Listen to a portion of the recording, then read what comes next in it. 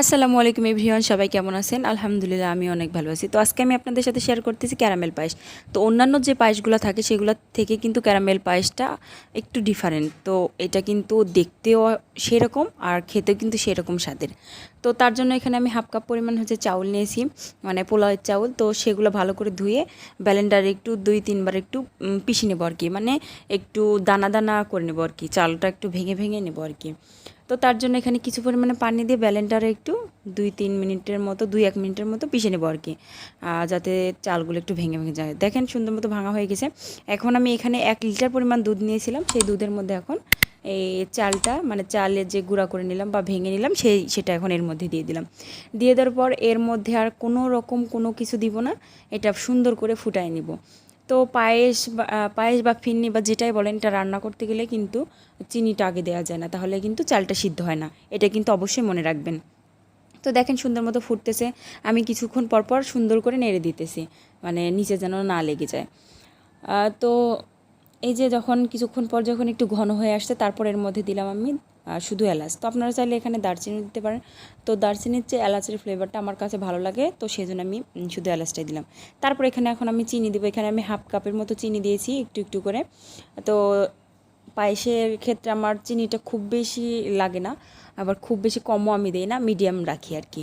তো আপনারা চাইলে কম বা বেশি করে এখানে দিতে পারেন। তারপর নাড়াচাড়া দিয়ে, মানে চালটা যখন ফুটে উঠছে, মানে সিদ্ধ হয়ে গেছে, এটা সিদ্ধ হওয়ার বাকি নেই, সেই পর্যায়ে কিন্তু আমি চিনিটা অ্যাড করেছি। তো তারপর দেখেন সুন্দর করে নাড়াচাড়া দিয়ে মিশিয়ে নিতেছি, এটা আরও কিছুক্ষণ জাল করে নেব। তো দেখেন সুন্দরভাবে হয়ে যাইতেছে আমার এই ক্যারামেল পায়েসটা। তো দেখেন সুন্দর মতো নাড়াচাড়া দিয়ে আমি দেখতেছি যে ঘনত্বটা কীরকম হইতেছে। তারপর কিছুক্ষণ ভালোভাবে জাল করে নেওয়ার পর এর মধ্যে আমি দিয়ে দিলাম কিছুটা পরিমাণে কিশমিশ। তো আপনারা চাইলে এখানে এর মধ্যেও বাদাম কুচি বা ঘি বা কেওড়া জল এর মধ্যে দিতে পারেন আপনাদের পছন্দ অনুযায়ী। তো দেখেন এই যে এটার ঘনত্বটা ঠিক এরকম হয়ে আসছে তখন আমি এটাকে নামিয়ে নেব, কারণ ঠান্ডা হলে এটার ঘনত্বটা আরও ভারী হয়ে যাবে। তো এই যে নামাই নিলাম, নামাই নেওয়ার পর এখন একটা বাটিতে আমি ঢেলে নেব, মানে যেটাতে আমি পরিবেশন করব সেটাতে আমি ঢেলে নেব। নেওয়ার পর চলে যাব চুলার কাছে, কারণ আজকে যে ক্যারামেলটা বানাবো সেটা উপর থেকে দেব। তো ঢেলে নেওয়া হয়ে গেছে, এখন আমি চুলার কাছে চলে গেলাম। যাওয়ার পর এখানে একটা প্যান বসাই দিয়েছি। দেওয়ার পর এখানে 1/3 কাপ পরিমাণ চিনি নিয়েছি। নেওয়ার পর 1/3 কাপ পরিমাণের একটু বেশি নিয়েছি। নেওয়ার পর এখন এটা ক্যারামেল বানাই নিব। তো আস্তে আস্তে জাল দিয়ে সুন্দর মতো এটা কিন্তু ক্যারামেল বানাই নেব, নিয়ে কিন্তু উপর থেকে ছড়িয়ে দেব।